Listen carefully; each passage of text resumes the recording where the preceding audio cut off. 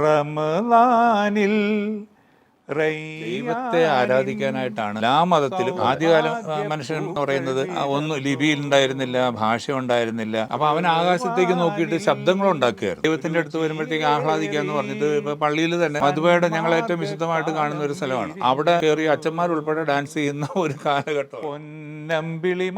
മലബാർ സൈഡിൽ എവിടെയോ പോയപ്പോൾ പറഞ്ഞല്ലേ അള്ളാ എന്നുള്ള വാക്ക് പുള്ളി മാറി അള്ളാന്നായി. പരിപാടി കഴിഞ്ഞപ്പോൾ സംഘാടകർ പുള്ളിയെ വളഞ്ഞു, നീ ഒരു മുസ്ലിം അല്ലടാ, നിന്റെ വായിന്ന് അങ്ങനെ വരാൻ പാടുണ്ടോ എന്ന് ചോദിച്ചു. യേശുദാസിനെ അനുകരിക്കുന്നു, യേശുദാസിനെ പോലെ ഇരിക്കുന്നു, യേശുദാസിനെ പോലെ പാടുന്നു, അങ്ങനെ ചെയ്യുന്നു, ഇങ്ങനെ ചെയ്യുന്നു എന്നൊക്കെ പറഞ്ഞ് നമ്മുടെ കുറ്റങ്ങളാണ് ഇവര് പരമാവധി നമ്മളെ ഒഴിവാക്കാൻ വേണ്ടിയിട്ട് ഇവർ പ്രൊജക്ട് ചെയ്തുകൊണ്ടിരുന്നത്. പക്ഷെ ഇന്നിപ്പം ഓരോരുത്തരും യേശുദാസിനെ പോലെ പാടുന്നു എന്ന് പറഞ്ഞ് തല്ലി പഴിപ്പിച്ചു കൊണ്ടുവരുന്നു.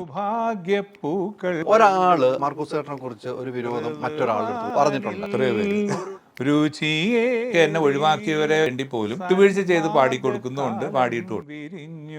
പോലീസ് സ്റ്റേഷനിൽ പോയപ്പോൾ പാട്ട് കൊണ്ട് പോലീസ് സ്റ്റേഷനിൽ പോയി പാട്ട് പാടി തന്നെ പോലീസ് സ്റ്റേഷനിൽ ഇറങ്ങിയ ഒരു കഥ. അതെ അതെ അതെ. അപ്പൊ എന്റെ കൂടെ വന്ന മലയാളിയായിട്ടുള്ള അദ്ദേഹം പറഞ്ഞു പുറത്തോട്ട് പോകണ്ട. ഞാൻ പറഞ്ഞു ഞാനെന്തിനാ പുറത്തോട്ട് പോകുന്നത്? അറബി വേഷധാരികളായ 4-5 പേര് കയറി വരുന്നു. വീൺ മാർക്കോസ്. ഞാൻ ഇങ്ങനെ എഴുന്നേറ്റ്. സിനിമാ മേഖലയിൽ വേണ്ടത്ര പരിഗണന ഇല്ല എന്ന് ഞാൻ പറഞ്ഞാൽ എത്രമാത്രം ശരിയാകും? നമസ്കാരം. മലയാളികൾ ഏറ്റവും ഇഷ്ടപ്പെടുന്ന ഏറ്റവും പ്രിയപ്പെട്ട ഗായകന്മാരിൽ ഒന്നാണ് മാർക്കോസ് ആണ് ഇന്ന് പെരുന്നാൾ ദിനത്തിൽ നമ്മോടൊപ്പം ഉള്ളത്. നമസ്കാരം. നമസ്കാരം. ഞാൻ ഒത്തിരി ഇഷ്ടപ്പെടുന്നു. താങ്കളൊരു ഇൻ്റർവ്യൂ എടുക്കാൻ എനിക്ക് കഴിഞ്ഞിട്ടില്ല. താങ്കളുടെ സ്റ്റേജ് പ്രോഗ്രാമൊക്കെ ഞാൻ ഗൾഫിലുള്ള സമയത്ത് കണ്ടിട്ടുണ്ട്. പക്ഷേ താങ്കളായിട്ടൊന്നും ഇങ്ങനെ ഇരുന്ന് സംസാരിക്കാൻ കഴിഞ്ഞിട്ടില്ല. എന്തായാലും ഇന്ന് ഞങ്ങളുടെ ഈ സ്ഥാപനത്തിൽ തന്നെ ഒരു സോങ് റെക്കോർഡിങ്ങിന് വന്നുകൊണ്ടാണ് ഞങ്ങൾക്ക് കിട്ടുന്നത്. ഒത്തിരി സന്തോഷമുണ്ട്. തീർച്ചയായിട്ടും. ഞാനും അതുപോലെ തന്നെ ഇപ്പോൾ കഴിഞ്ഞ 45 വർഷമായിട്ട് ഈ രംഗത്തുണ്ട്. അപ്പോൾ എന്നെ ഈ 45 വർഷവും ഈ രംഗത്ത് നിലനിർത്തിയതെന്ന് പറയുന്നത് എൻ്റെ ശ്രോതാക്കളും എന്നെ ഇഷ്ടപ്പെടുന്നവരുമാണ്. അപ്പം തീർച്ചയായിട്ടും അവരോടുള്ളൊരു ബാധ്യത അല്ലെങ്കിൽ ഒരു കടപ്പാട് എനിക്കുണ്ട്. അതുകൊണ്ട് തന്നെയാണ് ഞാനിപ്പോഴും ഈ പ്രായത്തിലും അത്യാവശ്യം നന്നായി പാടി നിൽക്കുന്നതെന്ന് ഞാൻ വിശ്വസിക്കുന്നു. അപ്പം ഇന്ന് ഈ റംസാനൊക്കെയാണ്, പെരുന്നാളൊക്കെയാണ്. അതെ. നമുക്ക് പ്രേക്ഷകരുടെ മുമ്പിലേക്ക് ഒരു ഗാനം, ഒത്തിരി ഗാനങ്ങൾ പാടിയിട്ടുണ്ട്. താങ്കളുടെ ഗാനങ്ങളാണ് നമ്മളൊക്കെ കേട്ട് വളർന്നിരിക്കുന്നത്. പെട്ടെന്ന് പറഞ്ഞാൽ ഏത് ഗാനമായിരിക്കും ഒന്ന് കൊടുക്കാൻ പറ്റുമോ? അങ്ങനെയാണ് ഒത്തിരി ഗാനം. അതെ അതെ, ഞാനിപ്പോൾ ഒന്ന് ഓർത്ത് എഴുതിയെടുത്ത് വെക്കാം. അതായത് ഞാനിപ്പോൾ ഈ അടുത്ത സമയത്ത് തന്നെ എനിക്കൊന്ന് നല്ല കുറേ പാട്ടുകൾ, എൻ്റെതായ കുറേ പാട്ടുകൾ പാടിയിരുന്നു. അതിൽ ഒരു പാട്ട് ഇപ്പം റയ്യാൻ എന്ന് പറഞ്ഞൊരു CD വേണ്ടിയിട്ട് പാടിയൊരു പാട്ട്. അതൊക്കെ പുതിയ കമ്പനികളാണ്. റയ്യാൻ എന്ന് പറയുന്നത് അതിൻ്റെ ടൈറ്റിലാണ്. അത് ഏത് കമ്പനിക്ക്? അത് നമ്മുടെ ജോബ് മാഷിൻ്റെ മകനാണ്. അതായത് പണ്ട് അല്ലിയാമ്പലൊക്കെ ചെയ്ത് അദ്ദേഹത്തിൻ്റെ മകനാണ് അത് സംഗീതം നിർവഹിച്ചത്. അവരുടെ ഒരു കമ്പനിയാണെന്നാണ് എൻ്റെ ഓർമ്മ. അതിൻ്റെ ഒരു 4 വരി ഞാൻ പാടാം. റമളാനിൽ റയ്യാനിൻ സൗഭാഗ്യപ്പൂക്കൾ വിടർന്നു, ഋളുവാനിൽ രുചിയേറി സന്മാർഗകാലം വിരിഞ്ഞു,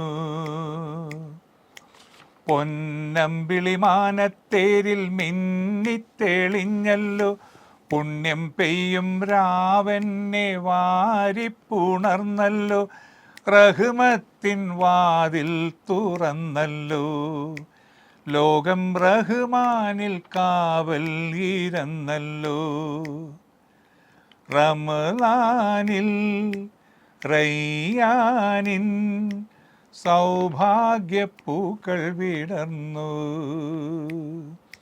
ഋളുവാനിൽ രുചിയേറി സന്മാർഗകാലം വിരിഞ്ഞു. ഇതാണിപ്പം ഏറ്റവും അടുത്ത് പാടി വെച്ചിരിക്കുന്നത്. എല്ലാ റംസാൻ മാസത്തിലും പാട്ട് ഉണ്ട്. ഇപ്പൊ ഇന്ന് ഞാനൊരു പാട്ട് ഇപ്പൊ പാടിയിട്ടുണ്ട്. ഇപ്പൊ നമ്മുടെ ഈ സ്റ്റുഡിയോയിൽ തന്നെ മുമ്പ് ഈ സ്റ്റുഡിയോയിൽ തന്നെ ഒരു പാട്ട് പാടിയിട്ടുണ്ട്. നല്ല പാട്ടാണ്. ഇന്നും പാടിയിട്ടുണ്ട് അല്ലേ? എല്ലാ റംസാൻ സീസണിലും പാട്ടുണ്ടല്ലേ?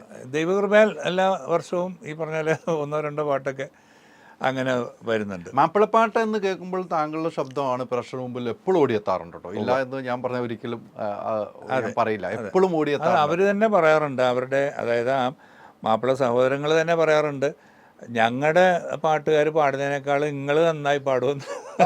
അതേ സ്റ്റൈൽ തന്നെ. അതെ. അല്ല, നേരത്തെ പറഞ്ഞു വെച്ചതിൽ ഒരു കാര്യം ചെയ്യാം. മറ്റേ പെരുമ്പാവൂരുള്ള ഇബ്രാഹിം അല്ലേ? ഇബ്രാഹിമിന്റെ വർക്ക്, പിന്നെ വർക്കും പാടിയിട്ടുണ്ട്. ഇബ്രാഹിം എനിക്ക് വേണ്ടി ട്രാക്കും പാടിയിട്ടുണ്ട്. അപ്പൊ അദ്ദേഹം പറഞ്ഞതിന്റെ ഉച്ചാരണം പറഞ്ഞു. അതെ അതെ. സലീം രാജ് പറഞ്ഞൊരു വാക്കാണ് അല്ലാ എന്ന് പറയുന്നത്. എല്ലാവർക്കും അത് വരില്ല, സിമ്പിളാണ്. പക്ഷെ പറയുമ്പോൾ അത് ഈ പറഞ്ഞാൽ നമുക്ക് എഴുതാൻ പറ്റത്തില്ല. അല്ലാ എന്നങ്ങനെ എഴുതും. അപ്പൊ അത് അള്ളാന്നല്ലേ എഴുതാൻ പറ്റുള്ളൂ. അങ്ങനെ പറഞ്ഞാൽ തെറ്റാ. അങ്ങനെ പറഞ്ഞ് പഠിക്കുന്നതാണല്ലേ? അതെ അതെ. പറയാൻ സിമ്പിളായിട്ട് പറയാൻ പറ്റും. നമുക്ക് അള്ളാ എന്ന് പറഞ്ഞ്, പക്ഷെ അള്ളാ എന്ന് പറയുന്നവരുണ്ട്. നമുക്ക് ന്യൂസൊക്കെ വായിക്കുന്നവർ ഉണ്ട്. വായിക്കുമ്പോൾ നമുക്ക് അറിയാം. മറ്റേ ഗൾഫ് ന്യൂസുകൾ വായിക്കുമ്പോൾ അതിനകത്ത് ഒത്തിരി ഇങ്ങനെ വരും, അബദ്ധങ്ങൾ വരാറുണ്ട്. അതെ. അപ്പൊ ആ ഉച്ചാരണം ഈസി ആയിട്ട് വരും. നമ്മൾ എഴുതി അച്ചടി ഭാഷ പറയുന്നത് കൊണ്ടാണ് തെറ്റ് വരുന്നത് അല്ലെ? അങ്ങനെയല്ലേ? റിളുവാനിൽ ഇതിനകത്ത് തന്നെ ഒരു വാക്കാണത്. അപ്പൊ അത് റിള് എന്നല്ലേ എഴുതാൻ പറ്റുള്ളൂ. അപ്പൊ റിളുവാനിൽ പാടിയ തെറ്റി മാറിപ്പോയി, അർത്ഥം വരെ മാറും. അതെ അതെ അല്ലേ? അത് കൃത്യമായിട്ടാണ് താങ്കളെ സ്റ്റഡി ചെയ്ത് വെച്ചിരിക്കുന്നത്. അക്ഷരങ്ങളുടെയും അതിന്റെ ഉച്ചാരണത്തിന്റെയും കാര്യത്തിൽ ഞാൻ പ്രത്യേകം ശ്രദ്ധ കൊടുക്കാറുണ്ട്. തീർച്ചയായിട്ടും ശ്രോതാക്കളുള്ളപ്പോഴാണല്ലോ നമുക്കൊരു എനർജി വരുള്ളൂ. അതെ, എനർജി മാത്രമല്ല, അവരുടെയൊക്കെ ഒരു പ്രാർത്ഥന. അവർ ജസ്റ്റ് നമ്മളെ ഒന്ന് നമ്മുടെ ഒരു നന്മ അവർ ആഗ്രഹിച്ചാൽ അതും ഒരു പ്രാർത്ഥനയാണ്.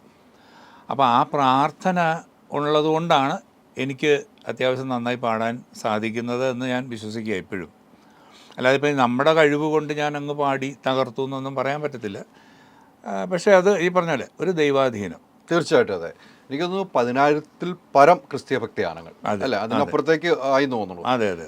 1000-ൽ പരം, 1000-ലൊക്കെ മുകളിലേക്ക് മുസ്ലിം ഭക്തിഗാനങ്ങൾ അല്ലെ? മുസ്ലിം ഭക്തിഗാനം ഒരു 3,000-ന് മേലെയുണ്ട്. 3,000-ന് മേളിലായല്ലേ? ഞാൻ പഴയ കണക്ക് 3,000-ന് മുകളിലായി. ഈ 2 ലൈനിലേക്കുള്ള ഒരു യാത്രയാണ് മാർക്കോസ് എന്ന കലാകാരൻ്റെ ആ ശബ്ദത്തിൽ നിന്നും ഞങ്ങൾ കേൾക്കുന്നത്. അതെ. പണ്ടൊക്കെ ഹിറ്റ് ഗാനങ്ങൾ, മാപ്പിളപ്പാട്ടിലെ ഹിറ്റ് എന്ന് വെച്ചാൽ അന്നൊക്കെ ഗാനങ്ങൾക്ക് അർത്ഥമുണ്ടായിരുന്നു. ഇന്നൊന്നും ആ ഗാനങ്ങൾക്ക് അർത്ഥമില്ല. എന്തൊക്കെ ഗാനങ്ങളായി വരുന്നു എന്ന് എനിക്ക് തോന്നുന്നു. താങ്കൾക്ക് എങ്ങനെയാ തോന്നുന്നത്? എനിക്കറിയില്ല. തീർച്ചയായിട്ടും അങ്ങനെ തന്നെയാണ്. ഞാൻ മാത്രമല്ല, മാപ്പിളപ്പാട്ടിനെ ഇഷ്ടപ്പെടുന്ന നല്ലൊരു ശതമാനം ആൾക്കാരും പറയുന്ന ഒരു കാര്യം അത് തന്നെയാണ്. കാരണം ഈ കുട്ടികൾ, അതായത് ഇന്നിപ്പോൾ 2000-ന് ശേഷമുള്ള കുട്ടികളുടെ കാര്യമാണ് ഞാൻ പറയുന്നത്. കാരണം അപ്പോഴാണേലും ഒരു 20-22 വയസ്സ് പ്രായമുള്ള കുട്ടികൾ, അതിലും നല്ല ആസ്വാദകരുണ്ട് കേട്ടോ, ഇല്ല എന്നല്ല. പക്ഷെ അവർ വന്നപ്പോൾ അവർ കേൾക്കുന്ന അല്ലെങ്കിൽ അവരനുഭവിക്കുന്ന തരം പാട്ടുകൾ ഒരുപാട് മാറ്റം വന്നുപോയി. അതേസമയം ഞാനൊക്കെ കേട്ടു പഠിച്ചതും കണ്ടു പഠിച്ചതും പാടി പഠിച്ചതുമൊക്കെ പഴയ നല്ല വരികളും മഹാരഥന്മാരായിട്ടുള്ളവരുടെ കൃതികളും അതിൽ നിന്നെടുക്കുന്ന പാട്ടുകളുമൊക്കെയാണ്. അപ്പം നമ്മളൊക്കെ അങ്ങനെയുള്ള പാട്ടുകളോടാണ് കൂടുതൽ താല്പര്യം. മാത്രമല്ല, ദൈവത്തെ ആരാധിക്കാനായിട്ടാണ് എല്ലാ മതത്തിലും, അല്ലെങ്കിൽ മനുഷ്യൻ തന്നെ ആരാധിക്കാനായിട്ടാണ് പാട്ടുകൾ പാടിത്തുടങ്ങിയത്. ആദ്യകാല മനുഷ്യൻ എന്ന് പറയുന്നത് ഒന്നും ലിപിയിലുണ്ടായിരുന്നില്ല, ഭാഷ ഉണ്ടായിരുന്നില്ല. അപ്പോൾ അവൻ ആകാശത്തേക്ക് നോക്കിയിട്ട് ശബ്ദങ്ങളുണ്ടാക്കുകയായിരുന്നു. ആ ശബ്ദങ്ങൾ പിന്നീട് ഈ പറഞ്ഞ പോലെ ചെറിയ ചെറിയ വാക്കുകളായി, പിന്നെ അത് പാട്ടിൻ്റെ രൂപത്തിലായി. അങ്ങനെ ദൈവത്തെ ആരാധിക്കാൻ, ദൈവം എന്ന ഒരു ശക്തിയെ, അത് ഏത് രീതിയിലാണെന്നുള്ളത് പഴയകാല ഇതിൽ പറയുന്നില്ല. ഇപ്പം തീയെ ആരാധിച്ചവരുണ്ട്. കാരണം 2 കല്ല് കൂട്ടി അടിക്കുമ്പോൾ അവിടെ ഒരു സ്പാർക്ക് വരുന്ന, അവിടെ തീ ഉണ്ടാകുന്നു. അങ്ങനെ അപ്പോൾ അതൊരു എന്താ പറയുക, അമാനുഷികമായ എന്തോ ഒരു സംഭവമാണ്. കാറ്റ് നമുക്ക് കാണാൻ പറ്റുന്നില്ല ഇപ്പോഴും. അപ്പോൾ ഇത്രയും ലോകം പുരോഗമിച്ചിട്ട് നമുക്ക് കാറ്റിനെ കാണാൻ പറ്റുന്നില്ല. അതേപോലെ ശബ്ദം, ഈ ശബ്ദം നമുക്ക് അനുഭവിക്കാമെന്നുള്ളതല്ലാതെ നമ്മൾ ഇന്നുവരെ കണ്ടിട്ടില്ല. അല്ലെങ്കിൽ അതിൻ്റെ വേർബ്സ് മാത്രമേ നമ്മൾ കാണുന്നുള്ളൂ. അതെ. അപ്പോൾ ഇങ്ങനെ കുറേ ദൈവികമായിട്ടുള്ള അല്ലെങ്കിൽ മനുഷ്യനാൽ പറ്റാത്ത ചില കാര്യങ്ങൾ ഈ ലോകത്തുണ്ട്. അപ്പോൾ അതുകൊണ്ട് ദൈവത്തെ ആരാധിച്ചാണ് മനുഷ്യൻ ആദ്യം പാടിത്തുടങ്ങിയത്. അല്ലെ, വർഷിപ്പ് എന്ന് പറയുന്നത് ദൈവത്തെ ആരാധിക്കലായിരുന്നു. അങ്ങനെ പിന്നെ അത് ഭാഷയായി, വർഗമായി, അങ്ങനെ പലരും അവരവരുടേതായ ഇതിലേക്കൊക്കെ വന്നു. അങ്ങനെ പല രീതിയിൽ അത് മാറിപ്പോയി എന്ന് മാത്രം. പക്ഷെ അപ്പോഴും ഈ പറഞ്ഞ പോലെ അടിസ്ഥാനപരമായിട്ട് ദൈവത്തെ ആരാധിക്കാൻ തന്നെയാണ് ഈ ഗാനങ്ങൾ ഉണ്ടായത്. പക്ഷെ അതിൽ നിന്നും മാറിയിട്ടാണ് ഇന്നത്തെ നമ്മുടെ ഒരു പോക്കും നമ്മുടെ ചിന്തയും. കാരണം ഇന്നത്തെ രീതികളെന്ന് പറഞ്ഞാൽ എല്ലാ വിഭാഗത്തിലും ഇപ്പോൾ അവർ പറയുന്നത് ആഹ്ലാദിക്കുക, ദൈവത്തിൻ്റെ അടുത്ത് വരുമ്പോഴത്തേക്ക് ആഹ്ലാദിക്കുക എന്ന് പറഞ്ഞിട്ട്, ഇപ്പോൾ പള്ളിയിൽ തന്നെ മധുബയുടെ ഞങ്ങൾ ഏറ്റവും വിശുദ്ധമായിട്ട് കാണുന്ന ഒരു സ്ഥലമാണ്. അവിടെ കയറി അച്ഛന്മാരുൾപ്പെടെ ഡാൻസ് ചെയ്യുന്ന ഒരു കാലഘട്ടമാണ്. അതെ അതെ. അപ്പോൾ എന്ന് പറഞ്ഞാൽ മാപ്പിളപ്പാട്ടിലും വേരിയേഷൻസ് വന്നിട്ടുണ്ട്. അത് പ്രേമപ്പാട്ടായിട്ട് മാറി. ഒരുപാട് നല്ല പാട്ടുകൾ അതേ ട്യൂണിൽ ആണും പെണ്ണും ചേർന്ന് പ്രേമിക്കുമ്പം കാണിക്കുന്ന ഗോഷ്ഠികളും അങ്ങനെ ആ രീതിയിലേക്ക് മാറ്റി എടുത്തിട്ടുണ്ട്. അപ്പോൾ അങ്ങനെ ഇതിനൊരു മൂല്യച്യുതി വന്നിട്ടുണ്ട്, ഇല്ലയെന്ന് പറയാൻ പറ്റത്തില്ല. തീർച്ചയായിട്ടും മാർക്കോസ് ചേട്ടൻ്റെ നമ്മൾ ഒരു മുസ്ലിം ആളുകൾ ഏറ്റെടുത്ത ഹിറ്റ് പാട്ടുകൾ കുറേ പാട്ടുകളുണ്ട്. ഈ പെരുന്നാൾ ദിനത്തിൽ ഇപ്പോൾ എനിക്കൊരു 4 ലൈൻ വേണമെന്ന് വെച്ചാൽ മാർക്കോസ് ചേട്ടൻ ഏതായിരിക്കും പ്രഷർ കൊടുക്കുക? ഞാൻ പറഞ്ഞില്ലേ, എനിക്ക് എൻ്റെ മനസ്സിൽ പെട്ടെന്ന് ഓടി വരുന്ന പാട്ടുകളെന്ന് പറയുന്നത് പഴയ പാട്ടുകളാണ്. പിന്നെ ഞാൻ പാടിയ ഒരു പാട്ട് ഈ പറഞ്ഞ പോലെ കുതിരത്ത് എന്ന് പറഞ്ഞ ഒരു CD-യിലെ ഒരു പാട്ട് എനിക്ക് ഞാൻ മിക്കവാറും എല്ലാ സ്ഥലങ്ങളിലും പാടുന്നൊരു പാട്ടാണ്. ഗാനമേളയ്ക്കാണേലും മാപ്പിള ഗാനമേളയിൽ പാടുന്നൊരു പാട്ടാണ്. ഉമ്മത്തിൻ വസീല എന്ന് പറഞ്ഞൊരു പാട്ടാണ്. അതൊരു അറബിക് ടച്ചുള്ള ഒരു പാട്ടാണ്. അതിൻ്റെ ഒരു 4 വരി ഞാൻ പാടാം. ഉമ്മത്തിൻ വസീല വസീല ദീൻ വസീല ഇമ്പപ്പൂ റിസാല റിസാല ദീൻ റിസാല ആരംഭ റസൂല റസൂലേ യാ റസൂലേ. ഇങ്ങനെയാണ് ആ പാട്ടിൻ്റെ ഒരു രീതി. അറബി ടച്ചോടുകൂടി, ഒരു അറബി ടച്ചുള്ളത്. എനിക്ക് മാർക്കോസ് ചേട്ടൻ്റെ മറ്റൊരു പാട്ട് ഭയങ്കര, എനിക്ക് നമ്മുടെയൊക്കെ മനസ്സിൽ ഈ ഒരു പാട്ട് എനിക്ക് തോന്നുന്നു ജയിലിൽ നിന്ന് ഇറങ്ങിയ ഒരു കഥ പറയുമ്പോൾ ആ പാട്ട് വരും. സൗദിയിൽ പോലീസ് സ്റ്റേഷനിൽ പോയായിരുന്നു. സോറി പോലീസ് സ്റ്റേഷനിൽ പോയപ്പോൾ പാട്ട് കൊണ്ട് പോലീസ് സ്റ്റേഷനിൽ പോയി പാട്ട് പാടി തന്നെ പോലീസ് സ്റ്റേഷനിൽ ഇറങ്ങിയ ഒരു കഥ. അതെ, തീർച്ചയായിട്ടും. അതായത് 2013 തോന്നുന്നു. ഞാനിതുപോലെ 2000 മുതൽ പല പ്രാവശ്യം എന്നെ സൗദിയിലേക്ക് കൊണ്ടുപോകാനായിട്ട് ആളുകൾ ശ്രമിക്കുന്നുണ്ടായിരുന്നു. പക്ഷേ ഞാൻ 55 മുതൽ ഇങ്ങനെ പോകുന്നൊരു വ്യക്തി ആയതുകൊണ്ട് എനിക്ക് സൗദിയിലെ ഏകദേശ വിവരങ്ങളൊക്കെ ഉണ്ട്. അപ്പോൾ എനിക്ക് എൻ്റെതായ ഒരു എഗ്രിമെൻറ്റും എൻ്റെതായ ചില കണ്ടീഷൻസും ഒക്കെ ഉണ്ട്. അപ്പോൾ അങ്ങനെ ആ കണ്ടീഷൻസ് ഫുൾഫിൽ ചെയ്യാത്തതുകൊണ്ട് ഞാൻ പോകാതെ ഇരിക്കുകയായിരുന്നു. അങ്ങനെ 2013 അതിനൊരു വേദി ഒത്തത്. അപ്പം ഞാൻ പറഞ്ഞ പിന്നെ കണ്ടീഷൻസിൻ്റെ ഒരു 90-95% അംഗീകരിക്കപ്പെട്ടു. അത് ഒരു എനിക്ക് രണ്ടല്ല, ശരിക്കും പറഞ്ഞാൽ സൗദിയിൽ നിന്ന് ആദ്യം വന്ന റിയാദിൽ നിന്നാണ് ആദ്യത്തെ പ്രോഗ്രാം വരുന്നത്. അപ്പോൾ അദ്ദേഹം ഇത് ഏറ്റു, എൻ്റെ കണ്ടീഷൻസ് എല്ലാം ഏറ്റു. അങ്ങനെ ഞാൻ പോകുന്നു. ഞാൻ അദ്ദേഹമായിട്ട് എഗ്രിമെൻ്റ് വെച്ചതിന് ശേഷം എന്നെ ഇടയ്ക്കിടയ്ക്ക് വിളിക്കുന്നൊരു വ്യക്തിയാണ്. അദ്ദേഹം ദമാമിലാണ്. അപ്പോൾ ഇദ്ദേഹം എന്നെ വിളിക്കുന്നു. അപ്പോൾ ഞാൻ പറഞ്ഞു, നമ്മൾ കുറച്ച് നാളായിട്ട് ഇങ്ങനെ സംസാരിക്കുന്നു, പക്ഷേ ഒന്നും ശരിയാവുന്നില്ല. പിന്നെ ഞാൻ ഇന്ന പോലെ വരുന്നുണ്ട്, നിങ്ങൾ തമ്മിലൊരു ധാരണയിലെത്തുകയാണെങ്കിൽ ഞാൻ റിയാദിൽ നിന്ന് ദമാമിലേക്ക് വരാം. അങ്ങനെ ഞാൻ ഇയാളെ വിളിച്ച് പറയുന്നു. ഞാൻ പറഞ്ഞ എഗ്രിമെൻ്റ് വേണം, കാരണം നമ്മൾ തമ്മിൽ എഗ്രിമെൻ്റ് ഉണ്ട്, നിങ്ങൾ തമ്മിലൊരു എഗ്രിമെൻ്റ് വേണം, കാര്യങ്ങളൊക്കെ ഇങ്ങനെ വ്യക്തമാക്കണം എന്നൊക്കെ പറഞ്ഞാണ് ഞാൻ ഈ അദ്ദേഹത്തെ ചുമതലപ്പെടുത്തുന്നത്. അങ്ങനെ ഇരിക്കെ ഇവർ തമ്മിലത് എഗ്രി ചെയ്യുന്നു. അങ്ങനെ ഞാൻ റിയാദിൽ ചെന്നു, ഭംഗിയായിട്ട് അവതരിപ്പിച്ചു. പിറ്റേ ദിവസം ഞാൻ അവിടുന്ന് ദമാമിൽ ചെല്ലുന്നു. ദമാമിൽ ചെല്ലുമ്പം എന്നെ സ്വീകരിച്ച് കൊണ്ടുപോയി. അങ്ങനെ ഹോട്ടലിൽ ചെന്നു. അപ്പോൾ എന്നോട് പറഞ്ഞു, അപ്പോൾ ഹോട്ടലിലെത്തിയപ്പോൾ തന്നെ ഏകദേശം 2-2:30 മണിയായി. അപ്പോൾ എന്നോട് പറഞ്ഞു, ചേട്ടാ 6:30-ക്കാണ് പരിപാടി. ഞാൻ പറഞ്ഞു 6:30-ക്കോ 5:30-ക്കോ എത്ര ആയാലും കുഴപ്പമില്ല, ഞാൻ റെഡിയാണ്, നമ്മൾ റെഡിയാണ്. അങ്ങനെ പറയുന്നു. അങ്ങനെ അവസാനം 6 മണിയൊക്കെ ആയപ്പോൾ എന്നെ വിളിച്ച് പറഞ്ഞു, ചേട്ടാ ഇച്ചിരി ലേറ്റാവും, നമ്മൾ ചിലപ്പോൾ അതൊരു 7:30 മണിയോളം ആകും എന്ന് പറഞ്ഞു. ഞാൻ പറഞ്ഞു ഓക്കെ കുഴപ്പമില്ല, എന്തായാലും ഞാനിവിടെ ഉണ്ടല്ലോ, നിങ്ങൾ വണ്ടിയും കൊണ്ട് വന്നാൽ മതി, ഞാൻ വരാമെന്ന് പറഞ്ഞു. അങ്ങനെ 7:30 ആയപ്പോൾ എന്നെ കൊണ്ടുപോകണു. ഞാനവിടെ ചെന്ന് ഇങ്ങനെ ഇരിക്കുക. അപ്പോൾ ഈ ഹാളിലേക്ക് കയറുന്നതിന് മുമ്പ് ഒരു പ്രത്യേക സ്ഥലമുണ്ട്, അവിടെയാണ് ഞാൻ ഇരിക്കുന്നത്. ഹാളിലേക്ക് ഞാൻ പോയിട്ടില്ല. അങ്ങനെ 7:30-ആയി, 8:30-ആയി, 9:00-ആയി, 9:15-ആയി. അപ്പോൾ പുറത്ത് ഞാൻ ഇരിക്കുന്നതിൻ്റെ പുറത്ത് ഉള്ള ഒരു തളം പോലുള്ള ഒരു സ്ഥലത്ത് ഭയങ്കര ശബ്ദവും ബഹളമൊക്കെ കേൾക്കാം. അപ്പോൾ എൻ്റെ കൂടെ വന്ന മലയാളിയായിട്ടുള്ള അദ്ദേഹം പറഞ്ഞു, സാറ് പുറത്തോട്ട് പോകണ്ട. ഞാൻ പറഞ്ഞു, ഞാനെന്തിനാണ് പുറത്തോട്ട് പോകുന്നത്, എന്നെ വിളിക്കാതെ ഞാൻ പോകേണ്ട കാര്യമില്ലല്ലോ എന്ന് പറഞ്ഞ് അങ്ങനെ ഇരിക്കുമ്പോഴാണ് ഒരു അറബി വേഷധാരികളായ 4-5 പേര് കയറി വരുന്നു. അപ്പോൾ എന്നോട് ചോദിച്ചു, വീൻ മാർക്കോസ് എന്ന് പറഞ്ഞു. അപ്പം ഞാൻ ഇദ്ദേഹത്തോട് ചോദിച്ചു, എന്താ ചോദിക്കുന്നത്, മാർക്കോസ് ആരാന്നാണ് ചോദിക്കുന്നത്. അപ്പം ഞാൻ ഇങ്ങനെ എഴുന്നേറ്റു ഇങ്ങനെ എന്നെ കൈ കൊണ്ട് കാണിച്ചു അവിടെ ഇരുന്നോളാൻ പറഞ്ഞു. അങ്ങനെ ഞാൻ അവിടെ ഇരിക്കുന്നു. അങ്ങനെ ഇവർ ഞാനിരുന്ന മുറിയുടെ പിന്നെ ജനലിൻ്റെ കർട്ടനൊക്കെ പൊക്കി നോക്കുന്നു. ഒരു സോഫ ഉണ്ടായിരുന്നു, ആ സോഫയുടെ അടിയിൽ നോക്കുന്നു, അവിടെ നോക്കുന്നു, ബാത്റൂമിൽ പോയി നോക്കുന്നു, എന്താണെന്നൊന്നും മനസ്സിലാകുന്നില്ല, നമുക്കൊന്നും പിടി കിട്ടുന്നില്ല. അവസാനം എഴുന്നേറ്റ് വരാൻ പറഞ്ഞു. അങ്ങനെ എഴുന്നേറ്റ് വന്നു. ആ റൂമിൻ്റെ പുറത്തേക്ക് ഈ തളത്തിലേക്ക് ഇറങ്ങുന്ന വാതിലിൻ്റെ അവിടെ എത്തിയപ്പോഴാണ് കുറേ പേരെ അവിടെ പിടിച്ചു നിർത്തിയിട്ടുണ്ട്. അവരെല്ലാം ബാച്ചിലേഴ്സായിട്ട് വന്നവരാണ്. ബാക്കി ഫാമിലി ആയിട്ട് വന്നവരെല്ലാം അവർ വിട്ടു. അപ്പോൾ ഞാൻ ചോദിച്ചപ്പോൾ പറഞ്ഞു, അപ്പോൾ എൻ്റെ കൂടെ ഒരാളുണ്ടെന്ന് ഞാൻ പറഞ്ഞല്ലോ, അദ്ദേഹത്തോട് ഞാൻ ചോദിച്ചപ്പോഴാണ് പറഞ്ഞത് ആരോ ഇവർക്ക് കൊടുത്ത ഇൻഫർമേഷനാണ്. കാരണം അവിടുത്തെ ന്യൂ ഇയർ ക്രിസ്മസ് സെലിബ്രേഷനൊക്കെ ഫെബ്രുവരി വരെയൊക്കെ ഉള്ള മാസങ്ങളിലാണ്, അതായത് ഡിസംബറിൽ തന്നെ അല്ല, ജനുവരി ഫെബ്രുവരി വരെയുള്ള മാസങ്ങളിലാണ് നടക്കുന്നത്. ഇത് എനിക്ക് വന്നൊരു ഫെബ്രുവരി മാസത്തിലായിരുന്നു, 2013 ഫെബ്രുവരി ആയിരുന്നു എന്നാണ് എൻ്റെ ഓർമ്മ. അപ്പോൾ ആരോ വിളിച്ചു പറഞ്ഞു ഇതൊരു ക്രിസ്ത്യൻ പരിപാടിയാണ്, ഇതിനകത്ത് കള്ള് ഉണ്ട്, ഡാൻസ് ഉണ്ട്. അപ്പം അതിനാണ് ഇവർ ഈ കള്ള് തപ്പാനായി വന്നത്.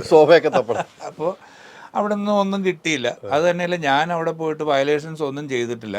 എനിക്ക് വിസ ഉണ്ട്, 7 ദിവസത്തെ വിസ ഉണ്ട്, 7 days വിസ ഉണ്ട്. അപ്പോൾ എനിക്ക് അവിടെ നിൽക്കാനുള്ള അവരുടെ തന്നെ ഇതുണ്ട്, രേഖയുണ്ട്. ഞാനായിട്ടൊന്നും ചെയ്തിട്ടുമില്ല. ഞാൻ അവിടെ പോവുകയോ പാടുകയോ ഒന്നും ചെയ്തിട്ടില്ല. അപ്പം എൻ്റെ പേരിൽ ആരോപിക്കാനൊന്നുമില്ല. പക്ഷേ അന്വേഷിച്ചപ്പോഴാണ് അതിന് പെർമിഷൻ എടുക്കാതെയാണ് ഈ പരിപാടി അവിടെ സംഘടിപ്പിച്ചത്. അപ്പോൾ അവിടെ ഒരു 10,500-2,000 പേര് കൂടി.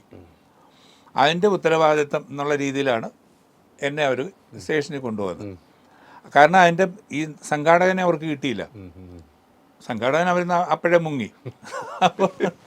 അപ്പോൾ പിന്നെ ഇയാളെ കിട്ടുന്നവരെ എന്നെ അവിടെ കൊണ്ടുപോയി സ്റ്റേഷനിൽ കൊണ്ടുപോയി ഇരുത്തി. അങ്ങനെ ഞാനവിടെ, പക്ഷെ അവിടെ ചെന്ന് കഴിഞ്ഞ് ഈ പറഞ്ഞ പോലെ, അപ്പം തലേ ദിവസത്തെ പരിപാടിക്ക് എൻ്റെ കൂടെ VT ബൽറാം MLA ഉണ്ടായിരുന്നു. അപ്പോൾ ആ സമയത്ത് ഇവിടെ UDF ഭരണമാണ്. അപ്പോൾ ഉമ്മൻചാണ്ടി ആയിട്ട് ബൽറാമിനുള്ള ബന്ധവും എനിക്കും ഒരു ബന്ധമുണ്ട്. അപ്പോൾ അങ്ങനെ ഉമ്മൻചാണ്ടിയെ വിളിച്ച് പറയുന്നു, ഇങ്ങനെ സാറേ എന്നെ പോലെ നമ്മുടെ മാർക്കോസിനൊരു ഇഷ്യൂ ഉണ്ടായിട്ടുണ്ട്. ഉടനെ തന്നെ ഉമ്മൻചാണ്ടി എൻ്റെ വീട്ടിൽ വിളിക്കുന്നു. എന്താ മോളെ, എന്താ സംഭവം എന്ന് ചോദിച്ചു ഭാര്യയോട്. അപ്പോൾ ഭാര്യയും പറഞ്ഞു എനിക്കൊന്നും അറിയില്ല, ഇപ്പം കിട്ടിയേ വരുള്ളൂ. ഉടനെ തന്നെ അദ്ദേഹം അന്ന് E. അഹമ്മദ് വിദേശകാര്യമന്ത്രിയാണ്, അദ്ദേഹത്തെ വിളിച്ച് പറഞ്ഞു. ഉടനെ E. അഹമ്മദ് അവിടെ വിളിക്കുന്നു. അപ്പോൾ ഇങ്ങനെ കണക്ഷൻ പെട്ടെന്ന് വന്നു. അതുകൊണ്ട് എനിക്ക് ബുദ്ധിമുട്ടൊന്നും ഉണ്ടായില്ല. പക്ഷേ നിയമമാണല്ലോ. അപ്പോൾ അവർക്ക് റിയാദിൽ നിന്ന് ഇങ്ങനെ ഒരു സംഭവം ഉണ്ടായിട്ടുണ്ട്, അത് റിലീസ് ചെയ്യാനുള്ള ആ ഒരു കാലതാമസമാണ് എനിക്ക് വന്നത്. അപ്പോൾ ഞാൻ അവിടെ ഇരിക്കുകയാണ്, ഈ സ്റ്റേഷനിൽ ഇരിക്കുക. അപ്പോൾ എന്നോട് പിന്നെ ഒരുപാട് ഒരു മലയാളികൾ ഇതുപോലെ ഈ ഡ്രൈവിംഗ് ലൈസൻസും ഇക്കാമയൊക്കെ ഇല്ലാതൊക്കെ ഇറങ്ങുന്നവരെ, പുറത്തേക്ക് ഇറങ്ങുന്നവരെ പിടിച്ചോണ്ട് വരും. അത് കാണിക്കുമ്പോൾ അപ്പോൾ തന്നെ അവരെ വിടുകയും ചെയ്യും. അപ്പോൾ അങ്ങനെ വന്ന് കുറച്ച് പേര് എന്നോട് ചോദിച്ചു, എന്താ സാറേ എന്താ? ഞാൻ പറഞ്ഞൊന്നുമില്ല, ഇങ്ങനെയാണ് സംഭവം. അവന് അത് കുഴപ്പമില്ല, ഇവർക്ക് കാര്യങ്ങൾ ക്ലിയർ ആയാലും അവരെ അപ്പം തന്നെ വിടും. അപ്പം ഞാൻ ഈ എൻ്റെ കൂടെ വന്ന പുള്ളിയോട് ഞാൻ ചോദിച്ചു എന്താ നമ്മുടെ കുറ്റമെന്ന് ചോദിക്കാൻ പറഞ്ഞു. അപ്പോൾ അവർ പുള്ളിക്കാരൻ ചെന്ന് ചോദിച്ചപ്പം അവർ പറഞ്ഞു പ്രത്യേകിച്ച് ഞങ്ങൾക്കൊന്നും പറയാനില്ല, ഇവരെ ഇപ്പം നിങ്ങളെ ഇവിടെ കൊണ്ടുവന്നിരിക്കുന്നത് ഇവിടുത്തെ മതകാര്യ പോലീസാണ്. അപ്പം അന്ന് ലോക്കൽ പോലീസിനേക്കാളും പവർഫുള്ളാണ് മതകാര്യ പോലീസ്.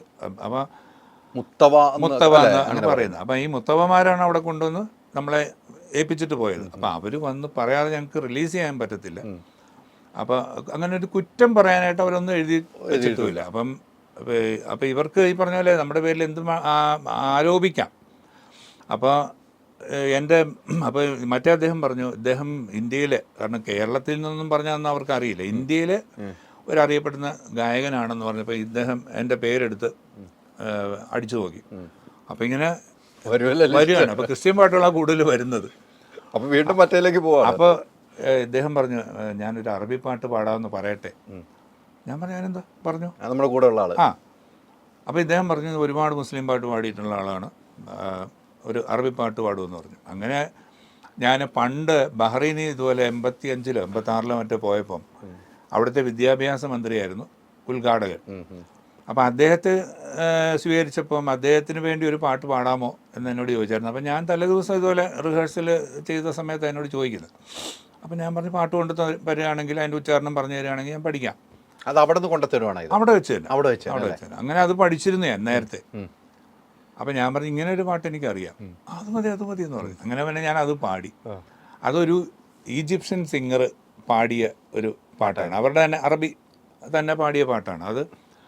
അതിൻ്റെ തുടക്കം ഇങ്ങനെയാണ്, വാലയ്യ വാലഹാലി ഔവനവ്വചരിതനത്താലി വാലയ്യ വാലഹാലി ഔവനവ്വചരിതനത്താലി മിൻഹുമു ഫീ ഉസർത്തി ബറാനി ലാനിയും മുക്തിയുലാനി ലാനി ഇബ്ജാനി വാലയ വാലഹാലി വാലയ വാലഹാലി വാലയ ഇങ്ങനെ പോവാ പാട്ട്. അത് അവർക്ക് ഭയങ്കരമായിട്ട് ഷോക്കായി കാണുമല്ലോ. തീർച്ചയായിട്ടും അവര് അപ്പോൾ ഈ നമ്മുടെ ഒരു സർക്കിൾ ഇൻസ്പെക്ടറുടെ DYSPയുടെ റാങ്കിലുള്ള ഒരു ഓഫീസറാണ് അന്നേരം അവിടെ ഇരിക്കുന്നത്. അപ്പം ഞാനിത് ഇങ്ങനെ ഇടയ്ക്കിടയ്ക്ക് കണ്ണടച്ച് ഇടയ്ക്ക് നോക്കിയപ്പോൾ ഉണ്ട് എൻ്റെ ചുറ്റും ഒരു 3-4 പോലീസുകാരുണ്ട്, തോക്കൊക്കെ പിടിച്ചവന്മാർ. അവിടെ പാറാവുന്നവരാണ് അവർ. പാട്ട് കേട്ട് വന്നു, പാട്ട് കേട്ട് വന്നതാ. അപ്പം എന്നോട് ചോദിച്ചു ഗനി. അപ്പം ഞാൻ ഇദ്ദേഹത്തോട് പിന്നെ ചോദിച്ചു എന്തായും പറയുന്നത് ഗന്നി. അപ്പം പറഞ്ഞ് പാട്ടുകാരനാണോ എന്നാണ് ചോദിക്കുന്നത്. ഞാൻ പറഞ്ഞു യേസ് ഗന്നി ഗന്നി.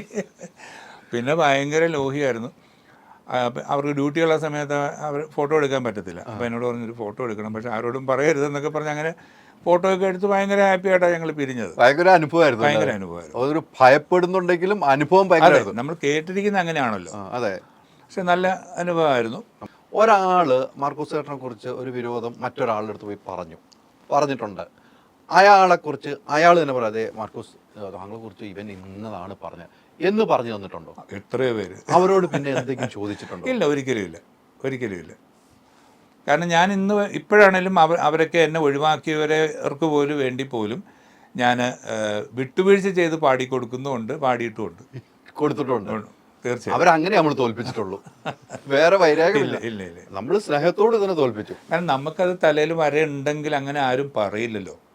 അപ്പോൾ ആ വരയിൽ എന്തോ ഒരു വ്യത്യാസം വന്നിട്ടുണ്ട്. ഞാൻ അതിൽ വിശ്വസിക്കുന്ന ഒരാളാണ്. കാരണം നമ്മൾ നന്നായിട്ട് ചെയ്തിട്ടും അതിനൊരു പൂർണ്ണ ഇത് കിട്ടാതെ പോകുമ്പം അത് എന്തോ നമുക്ക് വന്നിട്ടുള്ള ഒരു വീഴ്ചയാണ്. അല്ലാതെ മുഴുവൻ അവരുടെ തലയിൽ വെച്ച് കൊടുക്കുന്നതും ശരിയല്ല. കാരണം എന്നോട് നമുക്ക് ജ്യോതിഷത്തിലൊന്നും ഞാൻ പൂർണ്ണമായിട്ട് വിശ്വസിക്കുന്നില്ലെങ്കിലും അനുഭവങ്ങൾ വരുമ്പോൾ ചില കാര്യങ്ങൾ നമ്മൾ അത് പണ്ട് അങ്ങനെ പറഞ്ഞിട്ടുണ്ടല്ലോ എന്ന് ഓട്ടോമാറ്റിക് ചിന്തിച്ചു പോകും. കാരണം എന്നോട് പറഞ്ഞിട്ടുണ്ട്, നിങ്ങൾ 100% വൃത്തിയായിട്ട് പാടിയാലും ഒരു 75% കൂടുതൽ അതിനൊരു അപ്രിസിയേഷൻ കിട്ടത്തില്ല എന്ന് എത്രയോ പേര് എന്നോട് പറഞ്ഞിട്ടുണ്ട്.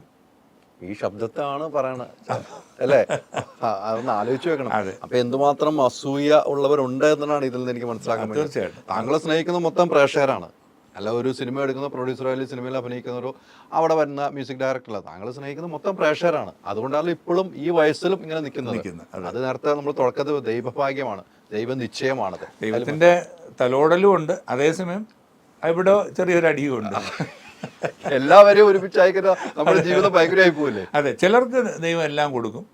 അത് ഈ പറഞ്ഞ പോലെ ഇപ്പോഴും എനിക്കും എല്ലാം ദൈവം തന്നിട്ടുണ്ടില്ല എന്നൊന്നും ഞാൻ പറയില്ല. കാരണം ഞാൻ ഒരു ഡോക്ടറുടെ മകനായിട്ട് ജനിച്ചു വളർന്നുവെങ്കിലും ഇന്നിപ്പോൾ ഞാൻ അറിയപ്പെടുന്ന മൊത്തം എൻ്റെ സ്വന്തം പ്രയത്നം കൊണ്ട് മാത്രം. എല്ലാം, പാട്ടായാലും എൻ്റെ സമ്പാദ്യങ്ങളായാലും ജീവിതമാണേലും എല്ലാം ദൈവത്തിൻ്റെ ഒരു അനുഗ്രഹം കൊണ്ട് തന്നെയാണ്. പക്ഷേ എവിടെയോ ഈ പറഞ്ഞ പോലെ ഒരു ചെറിയ ഇത് അവിടെ എത്താമായിരുന്നു എന്ന് തോന്നുന്ന ചില സംഭവങ്ങൾ തോന്നാറുണ്ട് അല്ലേ? ഇപ്പോഴും ആ തോന്നൽ നമ്മുടെ മനസ്സിലുണ്ട്. അതുകൊണ്ടാണല്ലോ ആ തോന്നലുണ്ടെങ്കിലേ നമുക്ക് വീണ്ടും അടുത്തടുത്ത വരാൻ പറ്റുള്ളൂ. അടുത്തടുത്ത പാട്ടുകൾ നല്ലത് പാടാൻ പറ്റും. നമുക്കൊരു വാശിയുണ്ടെങ്കിൽ നമുക്ക് കര കയറാൻ പറ്റുള്ളൂ. അല്ലെങ്കിൽ നമ്മൾ വീട്ടിൽ ഇരുന്ന് പോയാൽ പോയില്ലേ? അപ്പോൾ ആ ഒരു ഇതുണ്ട്. പക്ഷേ എനിക്ക് മാർക്കോസ് ചേട്ടനുള്ള ഏറ്റവും ബഹുമാനവും സ്നേഹം വേറൊരു കാര്യത്തിനുണ്ട്. ഇത്രയും ഗാനങ്ങൾ പാടി, ഇത്രയും സ്ഥലങ്ങളിൽ യാത്ര ചെയ്തു, ഇത്രയും അറിയപ്പെടുന്ന ഒരാൾ, താങ്കളുടെ കൂടെ ഒരാളെ ഞാൻ കാണാറില്ല. എന്താണ്? പണ്ടുമില്ല. നമുക്കൊരു ബാഗ് എടുത്ത് വെച്ചിട്ടുണ്ടെങ്കിൽ നമ്മളിപ്പോൾ ഇപ്പോൾ ഇവിടെ ഇരിക്കുകയാണ്, ഫോൺ ഓഫാണ് അല്ലേ? എത്രയും പേര് വിളിക്കും, ഞങ്ങളുടെ കൂടെ ഒരു ആയിട്ട് അല്ലെങ്കിൽ എന്തെങ്കിലും ഒരാളുണ്ട് ആ ഫോൺ കൊടുത്തതുകൊണ്ടാണ്. പണ്ട് മുതലേ അങ്ങനെ ഈ സെൽഫ് സഫീഷ്യൻ്റ് ആവണം എന്ന് പറയാറുണ്ട്. അപ്പം നമ്മൾ സ്വയം നമ്മളെ തന്നെ കാരണം അച്ഛൻ അങ്ങനെയായിരുന്നു. എൻ്റെ അപ്പൻ ചെറിയ പ്രായത്തിൽ തന്നെ ഞങ്ങളെ പഠിപ്പിച്ചത് അങ്ങനെയാണ്. ഒരുപാട് സിമ്പിളായിരുന്നു പുള്ളി.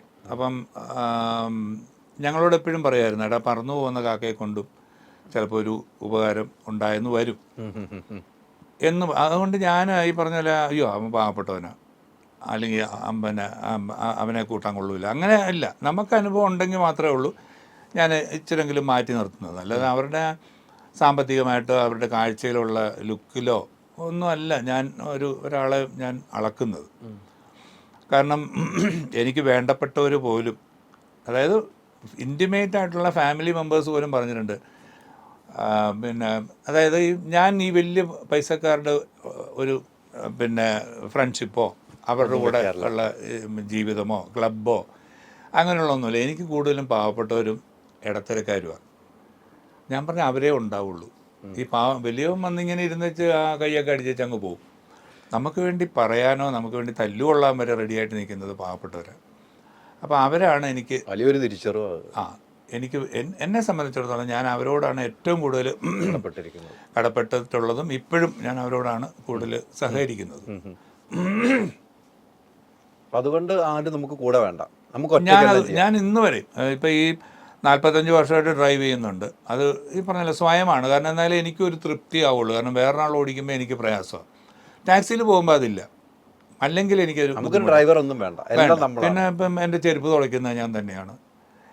ഈ പറഞ്ഞ പോലെ വണ്ടി ഓടിക്കുന്നത് ഞാൻ തന്നെയാണ്. ഏതെങ്കിലും അത്യാവശ്യ കാര്യങ്ങൾക്ക് ചിലപ്പോൾ ഒരു കടയിൽ പോകണമെങ്കിൽ ഞാൻ തന്നെ പോകും. അതിലൊന്നും ഞാൻ ഉടനെ നീ പോയി അത് വാങ്ങിച്ചോണ്ട് പോവാ, നീ അങ്ങോട്ട് പോകും, നീ ഇങ്ങോട്ട് പോകുന്നതെന്ന് ഞാൻ പറഞ്ഞ ആരെയും നിർത്താറുമില്ല. അതിനുവേണ്ടി ഞാൻ ആരും ഓടിക്കാറില്ല. ചിലവരൊക്കെ 10-15 ആൾക്കാരെ കൊണ്ടു നടക്കണം. എനിക്ക് അങ്ങനെ ഇല്ല. കാരണം അങ്ങനെ ഉണ്ടെങ്കിലേ ഉള്ളൂ എന്നുള്ളൊരു ധാരണയുണ്ട്. നമ്മുടെ കൂടെ ഒരു 4-5 പേര് വേണം എപ്പോഴും. അത് ശരിയാണ്, ഒരു പരിധിവരെ കുറച്ച് ഷോ ഓഫ് ആവശ്യമാണ്. പക്ഷെ എന്നെ സംബന്ധിച്ച് എനിക്ക് പണ്ട് മുതലേ അതില്ലാത്തതുകൊണ്ടായിരിക്കാം അങ്ങനെ വേണം, അങ്ങനെ തന്നെ അങ്ങ് പോവുക. ഒരു ഡോക്ടറിൻ്റെ മകനാണ് താങ്കൾ. എൻ്റെ ഒരു അറിവിൽ അന്നത്തെ കാലത്ത് ഡോക്ടർമാരും അന്നത്തെ കാലഘട്ടം ഡോക്ടർമാരും നേഴ്സുമാരും വെള്ളയും ഉപയോഗിക്കുന്നത് സെറ്റ് ചെയ്ത ഡോക്ടർമാരാണ് അന്നൊക്കെ. അതാണ് ആ പാരമ്പര്യമാണ് താങ്കൾ തുടർന്നത് എന്നാണ് എൻ്റെ ഒരു അറിവ്. വൈറ്റിലേക്ക് മാറുന്നത് അല്ലാതെ ദാസേട്ടനെ കണ്ടിട്ട് തുടങ്ങിയതല്ലാതെ. അതും ആ സമയങ്ങളിൽ ഈ താങ്കളുടെ വളർച്ചയ്ക്ക് വലിയ വിവാദങ്ങളിലേക്ക് പോയി. ദാസേട്ടൻ്റെ അതേ പാരമ്പര്യം, അദ്ദേഹത്തിൻ്റെ ജുബ്ബ, അദ്ദേഹത്തിൻ്റെ വെള്ള ചെരുപ്പ്, അദ്ദേഹത്തിൻ്റെ വെള്ളമുണ്ട്, താടി, മുടി, ഇതൊക്കെ ഒരു പരിധിവരെ താങ്കൾക്ക് വലിയ രീതിയിൽ ബുദ്ധിമുട്ടുകൾ സൃഷ്ടിക്കപ്പെട്ടിട്ടുണ്ട്. അതിൽ ദാസേട്ടൻ തന്നെ പ്രതികരിച്ചിട്ടുണ്ടെന്നാണ് എൻ്റെ ഒരു അറിവ്. ദാസേട്ടൻ പ്രതികരിക്കുകയും ചെയ്തിട്ടുണ്ട്. മാർക്കോസിനെ കുറിച്ച് വളരെ മോശമായ നിലയിൽ ദാസേട്ടൻ പറഞ്ഞിരുന്നു. നിവൃത്തിയില്ലാതെ വന്നപ്പോൾ എന്തോ ഒന്ന് പ്രതികരിച്ചു. ഇപ്പോൾ എങ്ങനെയാണ് ആ പ്രതികരണമൊക്കെ കാണുന്നത്? അല്ല, അന്നും അദ്ദേഹത്തിനെതിരെ എന്നുള്ള രീതിയിലല്ല. കാരണം ഞാൻ അന്നും ഇന്നും അദ്ദേഹത്തെയാണ് എൻ്റെ മനസ്സിൽ ഞാൻ ഗുരുവായിട്ട് സങ്കല്പിച്ചിട്ടുള്ളതും. ആദ്യകാലങ്ങളിലൊക്കെ പല കാര്യങ്ങളും ഞാൻ അദ്ദേഹത്തെ കണ്ടാണ് ഞാൻ പഠിച്ചിട്ടുള്ളത്, നോക്കി നിന്ന് പഠിച്ചിട്ടുണ്ട്. കാരണം എൻ്റെ അയൽവാസിയായിരുന്ന ആളിൻ്റെ വീട്ടിൽ എപ്പോഴും വരുമായിരുന്നു. അത് ഈ തിരക്കില്ലാതിരുന്ന ഒരു കാലഘട്ടത്തിൽ, അതായത് കൊല്ലത്ത് വെച്ച്. അപ്പം ഞങ്ങൾ അന്ന് 61-ലാണ് അദ്ദേഹം സിനിമയിൽ വരുന്നത്. 72 കാലഘട്ടത്തിൽ ഞങ്ങൾ കൊല്ലത്ത് താമസിക്കുമ്പോൾ സിനിമയിൽ വന്നിട്ട് 10 വർഷമേ ആയിട്ടുള്ളൂ. പക്ഷെ അന്ന് യേശുദാസാണ്. അപ്പം ഇദ്ദേഹം എൻ്റെ അയൽവാസിയായിട്ടുള്ള ഒരു സുധാകരൻ എന്ന് പറഞ്ഞൊരു എക്സിക്യൂട്ടീവ് എഞ്ചിനീയറായിരുന്നു. അദ്ദേഹത്തിൻ്റെ വീട്ടിൽ വരും. അദ്ദേഹത്തിൻ്റെ മകൻ എൻ്റെ കൂടെ പഠിച്ചിരുന്നതാണ്, രാജീവ് എന്ന് പറഞ്ഞ ഒരു പയ്യനുണ്ടായിരുന്നു. അപ്പം അവൻ പറഞ്ഞാണ് ഞാൻ അറിയുന്നത് ദാസേട്ടൻ അവിടെ വരും. അങ്ങനെ ഒരിക്കൽ വന്നപ്പോഴാണ് ഞാൻ പരിചയപ്പെടുന്നത്. അന്ന് എനിക്ക് 15 വയസ്സോ മറ്റോ ആണ്. അങ്ങനെ ഞങ്ങൾ പരിചയപ്പെടുന്നു. എന്നെ ഭയങ്കരമായിട്ട് പുള്ളി അപ്രീഷിയേറ്റ് ചെയ്തു, ഒരുപാട് പ്രോത്സാഹിപ്പിച്ചിട്ടുണ്ട് ആ സമയത്തൊക്കെ. അപ്പോൾ അന്നൊക്കെ പുള്ളി എപ്പോൾ വന്നാലും ഞാനിങ്ങനെ പുള്ളിയുടെ കൂടെ ഇങ്ങനെ അങ്ങ് നടക്കും. അങ്ങനെ കുറേ കണ്ടുപഠിച്ചിട്ടുണ്ട്. അതുപോലെ പുള്ളിയുടെ രീതികളൊക്കെ എനിക്ക് അത്യാവശ്യം പഠിക്കാൻ പറ്റിയിട്ടുണ്ട്. പക്ഷെ അതിനു മുമ്പ് തന്നെ നേരത്തെ ഹൈദരാലി പറഞ്ഞ പോലെ എൻ്റെ അപ്പൻ 1940-45 കാലഘട്ടത്തിലൊക്കെ മെഡിസിന് പഠിച്ചിരുന്ന ആളാണ്. അപ്പോൾ അദ്ദേഹം പഠിക്കുന്ന ആ ഒരു കാലഘട്ടത്തിൽ വൈദ്യശാസ്ത്ര രംഗം എന്ന് പറയുന്നത് ഒരു വലിയ പരിപാവനമായിട്ടുള്ളൊരു സംഭവമായിട്ടാണ് വെച്ചിരുന്നത്. അന്ന് ഡോക്ടർമാർ അവരുടെ ഒരു ബാഗുണ്ട്, ഈ ഡോക്ടർമാർക്കൊരു നമ്മൾ പഴയ സിനിമയിലൊക്കെ കാണാം. ആ ബാഗിൽ അത്യാവശ്യം മരുന്നുകളും കാര്യങ്ങളും ഒക്കെ ആയിട്ട് വീടുകളിൽ പോയി നോക്കുമായിരുന്നു. ഇപ്പോഴാണ് അങ്ങനെയൊന്നും ഇല്ലാത്തത്. അപ്പോൾ അന്നൊക്കെ അങ്ങനെയായിരുന്നു, ഒരു പരിപാവനമായിട്ടുള്ളൊരു തൊഴിലായിട്ടാണ് അത് വെച്ചിരുന്നത്. അപ്പോൾ അന്നത്തെ അവരുടെ ഹൃദയത്തിൻ്റെ മനസ്സിൻ്റെ നിർമ്മലത കാണിക്കുന്ന വസ്ത്രമായിട്ടാണ് ഈ വെള്ളവസ്ത്രം വെച്ചിരിക്കുന്നത്. അപ്പോൾ അതുകൊണ്ട് ഡോക്ടർമാർ, നഴ്സുമാർ, പാരാമെഡിക്കൽ സ്റ്റാഫ്, അറ്റൻഡർമാർ, എല്ലാവരും ഹോസ്പിറ്റൽ സ്റ്റാഫ് മൊത്തം വെള്ളയായിരുന്ന ഒരു കാലഘട്ടമുണ്ട്. അപ്പം ഞാൻ കണ്ടു വളർന്നതും പഠിച്ചതും അതാണ്. അത് കഴിഞ്ഞിട്ടാണ് ഞാൻ പറഞ്ഞില്ല, 10-15 വയസ്സായപ്പോഴാണ് ഞാൻ ദാസേട്ടനെ കാണുന്നത്. പക്ഷെ അതിന് മുമ്പ് വെള്ളയാണ്. കാരണം അന്നത്തെ സ്കൂളുകളിൽ മിക്കവാറും എല്ലാ സ്കൂളിലും വെള്ള ഷർട്ടും ഒന്നുകിൽ കാക്കി നിക്കർ അല്ലെങ്കിൽ നീല നിക്കർ അങ്ങനെയായിരുന്നു. അപ്പം ഞാൻ പഠിച്ച സ്കൂളിൽ 9ാം ക്ലാസ്സിൽ വന്നപ്പോഴത്തേക്കും വെള്ള പാൻറ്റും വെള്ള ഷർട്ടുമായിരുന്നു. അപ്പം അങ്ങനെ വെള്ള ഇട്ട് നടക്കുന്ന സമയത്താണ് യേശുദാസിനെ ഞാൻ കാണുന്നത്. അപ്പം ഞാൻ നോക്കിയപ്പം ഈ പാട്ട് എനിക്ക് പണ്ട് മുതലേ ഉണ്ട്. 8 വയസ്സുള്ളപ്പോഴേ ഉണ്ട് ഈ പ്രാന്ത്. അപ്പം ഞാൻ നോക്കുമ്പോൾ ഇദ്ദേഹം കംപ്ലീറ്റ് വെള്ള. അത് മാത്രമല്ല എന്തോ ഒരു പ്രത്യേകത പുള്ളിയുടെ ആ പരിപാടിയിലും പുള്ളിയുടെ പ്രകടനത്തിലുമൊക്കെ എനിക്ക് തോന്നി. കാരണം ഞാൻ അന്ന് ദാസറിനെ കാണുന്ന 72 ഒരു ഗാനമേള ഉണ്ടായിരുന്നു അദ്ദേഹത്തിൻ്റെ. അപ്പം വേദിയിൽ ഇതേപോലെ കളറുള്ള ഷർട്ട് ഇട്ട ഓരോ ടീം, ഓർക്കസ്ട്ര 8 പേര്, അതിൻ്റെ നടുക്ക് തൂവെള്ള വസ്ത്രത്തിൽ യേശുദാസും, അന്ന് സുജാത കുഞ്ഞ 10-13 വയസ്സേ ഉള്ളൂ, ഇവർ രണ്ടുപേരും തൂവെള്ള വസ്ത്രത്തിൽ നിൽക്കുന്നത്. അപ്പോൾ കാഴ്ചയ്ക്ക് തന്നെ നല്ലൊരു രസം, കണ്ണിന് നല്ല ഒരു കുളിർമ. അപ്പം ഞാനും വിചാരിച്ചത് തന്നെ മതി. അങ്ങനെയാണ് ഈ വെള്ള കണ്ടിന്യൂ ചെയ്തത്, തുടർന്നു പോയത്. അത് പക്ഷേ എനിക്ക് ആ സമയങ്ങളിൽ ഭയങ്കരമായിട്ടുള്ള പ്രശ്നങ്ങൾ ഉണ്ടാക്കിയെന്ന് വെച്ചാൽ, ഞാൻ പറഞ്ഞില്ല, ഒരു കുറ്റം കണ്ടുപിടിക്കാൻ വേണ്ടി ഒരു കുറ്റം കണ്ടുപിടിക്കുന്നു എന്ന് പറഞ്ഞാൽ, വെള്ള ഇട്ടാലെന്താ, ഏത് വസ്ത്രം ഇട്ടാലെന്താ, പാടുന്നുണ്ടോ എന്ന് നോക്കിയാൽ പോരെ. അപ്പോൾ യേശുദാസിനെ പോലെ ഇരിക്കുന്നു, യേശുദാസിനെ പോലെ പാടുന്നു, യേശുദാസിനെ പോലെ നടക്കുന്നു. അപ്പോൾ അന്ന് പൊതുവേ എനിക്ക് കവിള് ചെറിയ പ്രായം മുതലേ അങ്ങനെ ഒരു തുടുത്ത കവിളല്ല, ഒട്ടിയ ഒരു കവിള. അപ്പോൾ ഈ താടി വന്ന പ്രായം മുതൽ താടി വെച്ചിട്ടുണ്ട്. അപ്പോൾ ഈ താടി വെച്ച ഒരു ഈ കുഴി വെച്ചിരുന്ന് നകന്ന് കിട്ടും, ഒരു മുഖത്തിന് ചെറിയൊരു നിറവ് തോന്നുമല്ലോ എന്ന് വിചാരിച്ചിട്ടാണ് താടി വളർത്തിയത്. അതേപോലെ മുടിയാണെങ്കിൽ ഈ പറഞ്ഞാൽ ഒരുപാട് കയറിയാണ് നിൽക്കുന്നത്. അപ്പോൾ ആ ഒരു ഇത് നിറന്ന് നമ്മൾ മുഖം ആകപ്പാടെ ഒന്നും ഒരു നിറവ്, അതുകൊണ്ടാണ് മുടിയും വളർത്തിയത്. അപ്പോൾ ഇത് രണ്ടും ഈ പറഞ്ഞ പോലെ ജനം വിചാരിക്കുന്നത് യേശുദാസിനെ അതുപോലെ, അങ്ങനെ യേശുദാസിനെ അതുപോലെ അനുകരിച്ചാൽ ശബ്ദവും പാട്ടും കഴിവും വരുമോ? ഒരിക്കലും വരില്ല. അപ്പോൾ അത് അവർ ചിന്തിക്കുന്നില്ല. അവർ നോക്കുമ്പോൾ യേശുദാസിനെ അനുകരിക്കുന്നു. ഇത് പ്രബുദ്ധരായിട്ടുള്ള പത്രക്കാർ വരെ അന്നെഴുതി. നെഗറ്റീവായി. നെഗറ്റീവായിട്ടാണ് പോസിറ്റീവാണ്. ഇന്ന് പോസിറ്റീവായിട്ട് എഴുതുന്നുണ്ട് അതിൽ പലരും. അപ്പോൾ അത് എന്നാ അവന് അത്യാവശ്യം നന്നായി പാടുന്നുണ്ട്, അവസരം കൊടുത്താൽ ചിലപ്പോൾ നന്നാവും. അതില്ല, യേശുദാസിനെ അനുകരിക്കുന്നു. എല്ലായിടത്തും അവിടെ എങ്ങനെ യേശുദാസിനെ പ്രൊമോട്ട് ചെയ്യാം, അല്ലെങ്കിൽ എന്നെ എങ്ങനെ ഇകഴ്ത്താം എന്നുള്ളതായിരുന്നു അന്നത്തെ ഇത് ദാസേട്ടനും പറഞ്ഞിട്ടുണ്ടല്ലേ? ദാസേട്ടൻ എനിക്ക് തോന്നുന്നു അദ്ദേഹത്തിൻ്റെ കൂടെ എപ്പോഴും ഒരു 8-10 പേരിങ്ങനെ ഉണ്ടാവും. പണ്ട് മുതലേ, ഞാൻ 72 കാണുമ്പോൾ മുതലേ ഉണ്ടല്ലേ, അന്നും ഉണ്ടല്ലേ, അദ്ദേഹത്തിന്റെ കൂടെ കുറെ പേരുണ്ട്. അപ്പൊ ആയിരിക്കണം ഈ പറഞ്ഞ പോലെ എന്തെങ്കിലും പറഞ്ഞിട്ടുണ്ടാവും ദാസേട്ടൻ. അല്ല, യേശുദാസ് അവനിങ്ങനെ പറഞ്ഞു കേട്ടോ, അല്ല അങ്ങനെ ആയിരിക്കും, ഇങ്ങനെ ആയിരിക്കും എന്ന് പറയുമ്പോൾ നമ്മൾ 10 പ്രാവശ്യം ആകുമ്പോൾ നമുക്കും തോന്നൂല്ലേ ചിലപ്പോൾ ശരിയായിരിക്കും എന്ന്.